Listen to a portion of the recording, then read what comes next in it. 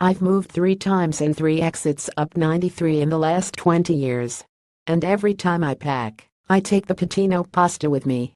It's not technically pasta.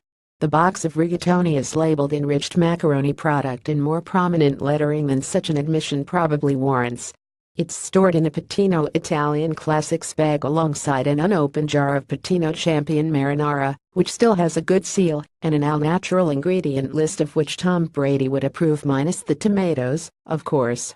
The Celtics gave them away at the ill-fated 1997 draft, the one that was supposed to deliver Tim Duncan and salvation, but instead brought Chauncey Billups and Ron Mercer. We didn't yet know the disaster that awaited us. At that moment, who really needed Duncan? Anyway, Pitino was the savior, the perfect man to return the Celtics to glory after an interminable 11-year championship drought.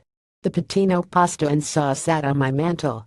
My roommate and I planned to eat them, but we never got around to it, and even though the expiration date said January of 2000, at some point they stopped being food and became a shrine to our Redeemer. For whatever reason, I've never been able to toss them. Pitino had the cash. He had the desire. He had an awful lot of titles: coach, GM, president for someone who had never done 2 of those things at any level.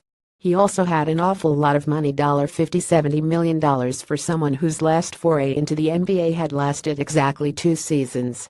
Come to think of it, was it necessary to break so much china forcing franchise icon Red Auerbach into a ceremonial role, and why, exactly, did Pitino renounce half his roster including future champion Rick Fox to sign Travis Knight? No matter, he was Rick Pitino, and he was here to perform miracles. He talked an amazing game, because what a salesman.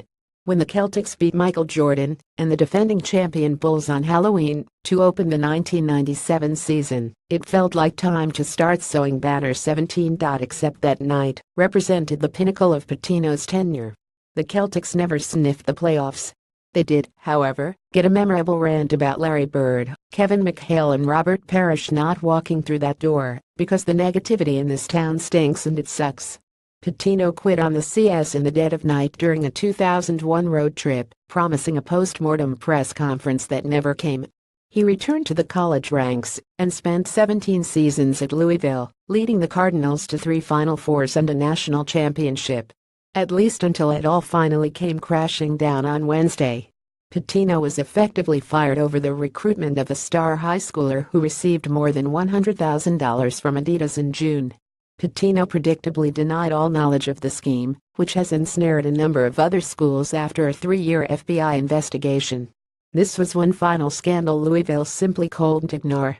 The married Pitino survived an admission at a 2010 extortion trial that he had had sex with a woman at a restaurant table in 2003.